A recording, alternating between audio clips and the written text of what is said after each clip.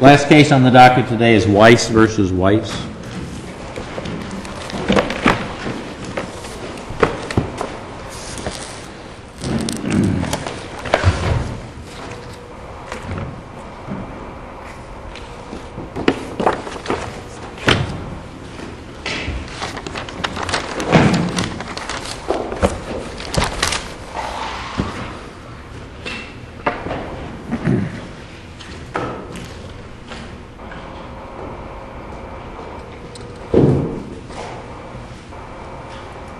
May it please the Court, I'm Catherine Swain. I'm here on behalf of the appellant, Mr. Weiss, and I would like to reserve 5 minutes for rebuttal. This is a case that was a child support modification proceeding that was somewhat simplistic on the facts in the trial court. What we're reviewing is that the trial court erred with regard to the application of the law as to the facts. This proceeding started with the parties being divorced in April of 2005 in Georgia. The Georgia final judgment reflected that the former wife had no income. The former husband had gross monthly income of $5,278, and he was ordered to pay child support of $1,330 for 2 children. On April 21st, 2008, the former husband filed a supplemental petition in Volusia County Court stating that the support needed to be modified because, number one, the children of the mom had moved to Florida. Number two, his Georgia lawn business has substantially declined, and these were things that were done outside of his control. There had been a drought in Atlanta, Georgia. There had been competition from other lawn business that had also reduced his income. He had an economic decline in the Atlanta, Georgia area.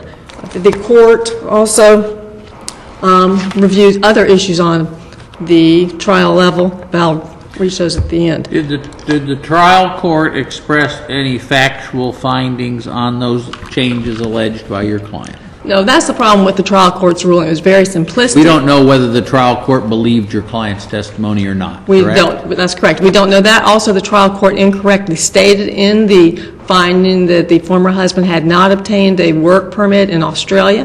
He had, in fact, obtained a work permit in Australia. The trial court seemed to be focused on the voluntary relocation of the former husband, not as to the financial conditions that led up to his move to Australia. And the court misapplied the test. The test for a substantial change in circumstances is, number one, is a change permanent? In this particular instance, the former husband had a decline in income from 2005, 2006, 2007 forward, and so he met the test under Perez of having a change that lasted more than 1 year. Secondly, the next test is, was a substantial and material change occurred with respect to the finances that was not contemplated at final judgment.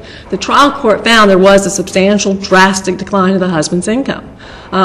There was no way the parties could foresee that a drought in Atlanta would last more than 3 years, that there would be competitors that would drop the husband's business. We don't know that the trial court found any of those things, right? The trial court ignored making factual findings. There was some evidence from somebody else who was in business with him at some point that he was now making $800 a week in the business in Atlanta, right?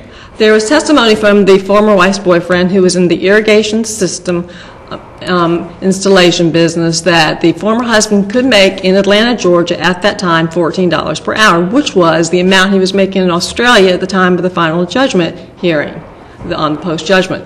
So if you look at the cases, there's a 5th District Court case that says when we look at voluntary reduction of income, we look at what was the prior occupation of the person, what were their skills, what are you making in that area in which the person is located. At the time the former husband was at the final hearing on the post-judgment modification, he was still in the landscape business. He was making comparable to what he was making in 2007 when he terminated his landscape business because, in essence, he was making $2,600 per month gross income, which was he was unable to pay a $1,300 child support payment per month. He moved to Australia because he was looking to find more of an income. The Australia economy was up in comparison to the Atlanta economy. At the time that the former husband terminated his lawn business, the housing market in Atlanta had declined. People were no longer utilizing lawn care services because the clay had turned to concrete. They could not grow lawns. They were taking their landscape out and putting in natural landscaping or landscaping that did not require irrigation. There was testimony he had elderly clients that were his primary customers, and they were dying and not being replaced. People were not using services of lawn care because they didn't have the income any longer to support the payment. So these are things that were outside the control of the former husband. The court ignored that. The court focused on... The trial court may simply have just not believed it. Well, she didn't say that. Well, she doesn't have to say it. She did say that he left a thriving... he voluntarily left a thriving lawn service business in 2007 and decided to relocate without any prospective employment. He claims he lacks the necessary permission to be able to work in Australia, and that's something completely of his own doing.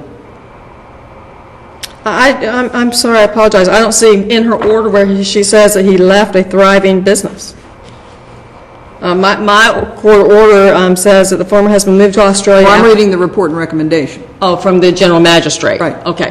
And that was done at a different time period because there were two different periods. There was the general magistrate hearing, then there was a final hearing that got broken up to another time period. At the beginning of the final hearing, the former husband did not have a job because his visa in Australia did not permit it. At the time of the second portion of the final hearing, he had gotten his work visa in Australia. He did have a job, and it was comparable to the income he was making in 2007. Is the testimony about the problems with his business in Atlanta made to the magistrate or to the judge? It was made to the judge primarily because the magistrate refused to hear the issues with regard to modification. We were trying to go into that issue on the magistrate hearing, and the magistrate said, you know, I'm here on enforcement, I'm not here on modification, you'll have to take that up with the judge, and he prohibited us from going forward on the modification testimony at the contempt hearing.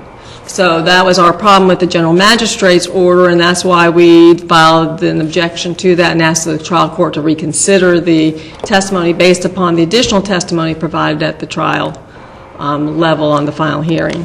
With respect to the former husband's income, the court didn't find anything with regard to the former wife's income. When you look at the test, he met the test as to permanency. He definitely met the test as to substantial. He met the test as the circumstances occurring after the entry of the final judgment. And he met the test as to involuntary termination of a job.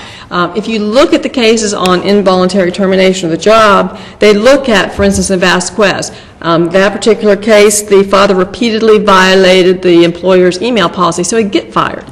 In Bronson, the case, the father was terminated from his employment because he consistently became absent. In the Overby case, the father voluntarily quit his career as a law enforcement officer and went on to apply to go to law school and ask for a reduction based upon a best interest test. In this case, it's analogous to the Schulberg case. In the Schulberg case, the father was in business with another individual in a store. The store business income declined. It got declined to the point it could no longer support two people. They had a decision made that one would buy the other one out. He was bought out of the business, and he couldn't replace that business income. In this case, we had a self-employed lawn maintenance individual, and it was basically him, a one lawn businessman with an individual contract labor at a time. He had a truck that had over 300,000 miles on it. He was basically called a blow-and-go guy that went in there and mowed the yard, and so he could not continue his business. He had declined to the point that he was receiving half of the income that he had at the year before the final judgment was entered. So he went 3 years like that. He continued to pay his support. He did not come back in for a modification. He went to Australia. He used his savings. He depleted his savings and continued to pay his child support. And he borrowed money from people to pay the child support. He was not a deadbeat father. He continued to try to make that payment. And when it got to be to the point he could no longer borrow money in that amount, he finally said, I have to file a petition for modification. And he paid even when he was not working. So, and that's one of the other factors the court is to consider under the Department of Revenue versus Kaiser cases. Is the obligor intentionally trying to avoid child support obligation? In this instance, he was not doing it.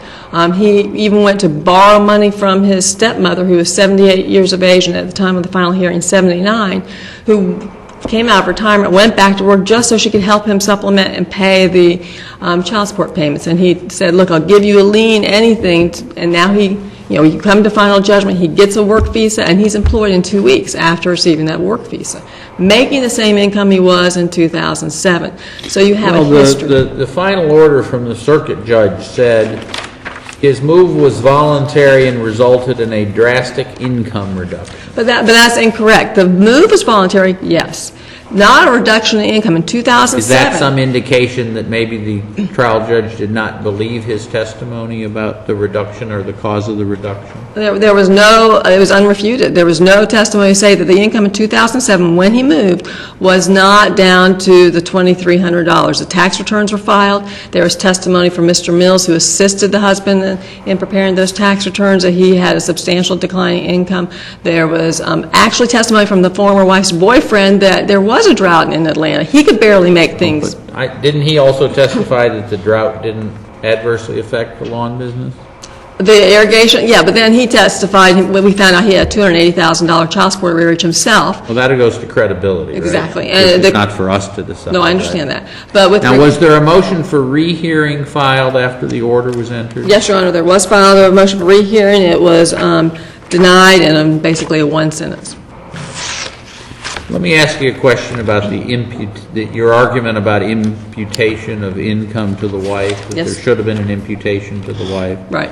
At the time of the original award that you were seeking to modify, was the wife working? No, the wife was not working at that time. Right. At that time, did the trial court impute or not impute any income to the wife? There was no income imputed because at the time they did not require in Georgia that the spouse be working. They have since changed that Georgia statute, and I referenced that in my motion for rehearing as well, that there had been a modification in the child support guideline calculations in Georgia that both parties' incomes are now considered in child support. Okay, let me ask you this. If the original award does not impute income to the wife, and she was not making income, and now you have a modification hearing, do you have to meet the significant change of circumstance portion of the modification direct as it relates to imputate? Would you have to show that there has been a significant change in the wife's position and therefore it's appropriate to impute income to her now that we didn't impute to her 2 years ago? Or is it a whole new fresh argument about whether imputation is appropriate? You're saying in a vacuum, if that was the only change in circumstances as a wife that were coming in to ask for an imputation of income? What I'm saying is that if at the time of the original divorce, the court didn't impute income to the wife. Correct. And now you're in a modification proceeding, do you have to show that there is some substantial change in the wife's circumstance which would justify now imputing income to her? Or do you have to simply say if there's a significant change as to him and therefore we have to recalculate, that reopens the door and we can look afresh at whether or not to impute income to the wife? That's correct. My understanding about the change in circumstance for modification purposes is you can allege anything, even a 10% change in a party's income. And so the wife's income in 2008, when the husband filed, was $14,000 pursuant to her her income tax return that she filed and was put into evidence with the court. So once you meet the substantial change of circumstances prong, then it's a whole new ball game. You can look at everything. Yes, you recalculate everything. That's my understanding of modification. And with regard to the imputation of income to the wife, we stated that, number one, she did not make a bona fide effort to gain employment. She had been employed. The tax returns of the former wife were also put into evidence. She had made $2006, $10,000 approximately in income. 2007, she worked a partial portion of the year, and she made $6,314. In 2008, she was employed with the landscape business, and she made $14,804. After the filing of this proceeding, she files a financial affidavit in February 2009 saying all of a sudden she has no income. That income is dried out. So here's the income that the irrigation boyfriend testifies about, and there's lots of money out there to be made, and she's now lost her job. at the time of the final hearing. So that also conflicts with the former wife's boyfriend's testimony. There was ample evidence before the trial court to impute income to the wife. She testified that she had the ability to answer phones, file, scan documents. She was familiar with computer programs such as Microsoft, Word, Excel, Outlook. She had strong verbal skills. She said the only reason she wasn't working was she all of a sudden started taking an online course, 2 of them, which she did between the first portion of the hearing and the second, and she wanted to be home with her children. The children at the time of the final hearing were 10 and 13 years of age, and there was no reflection in the income tax returns of the wife that she'd ever utilized daycare when she was working, as there was no daycare credit.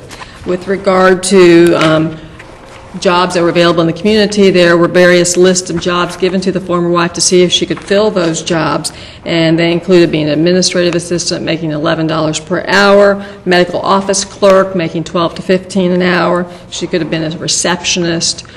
She had billing services that she could provide to someone because she had done the billing and collection for her boyfriend's business.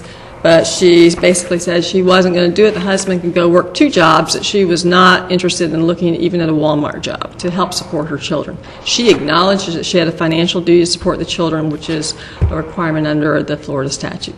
Thank you. Got a little over 4.5 minutes.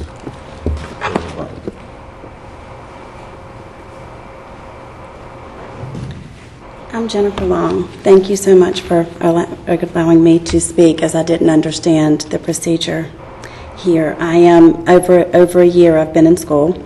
I don't really know how this works. I hope you'll just ask me questions because I'm not an attorney, obviously. During the testimony, during the hearing, there were testimony. The drought in Georgia was severe. It affected irrigation and many industries, but lawn maintenance boomed. That was the best business to be in if you were an outdoor, in any type of landscaping business. It boomed. Mr. Weiss's business was very much contractual. He had commercial accounts.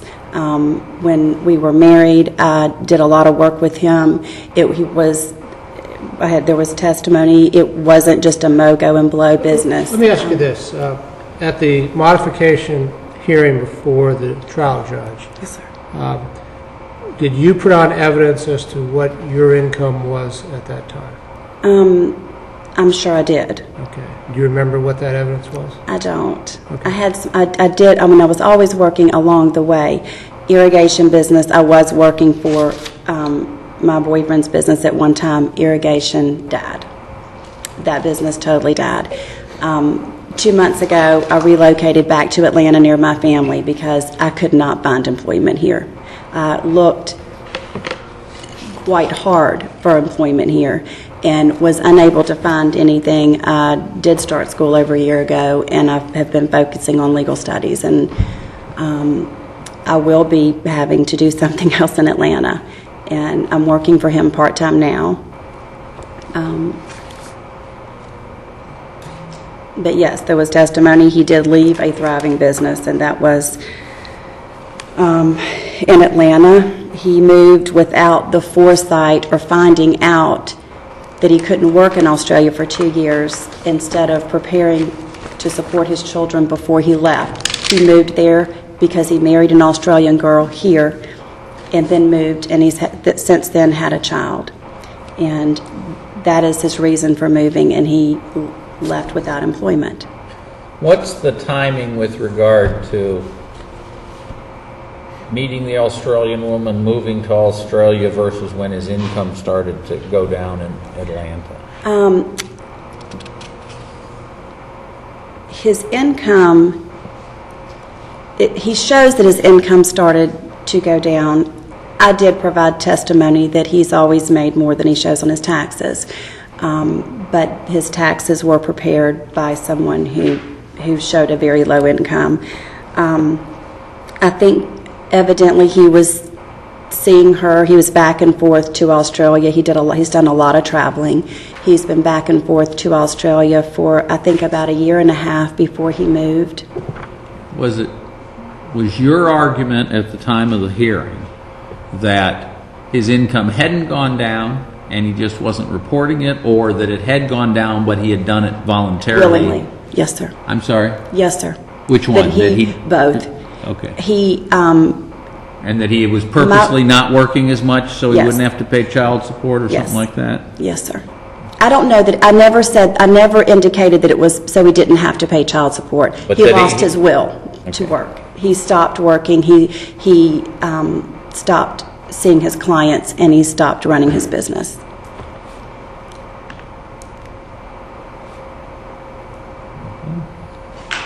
Any other questions? Anything else, ma'am? Thank you.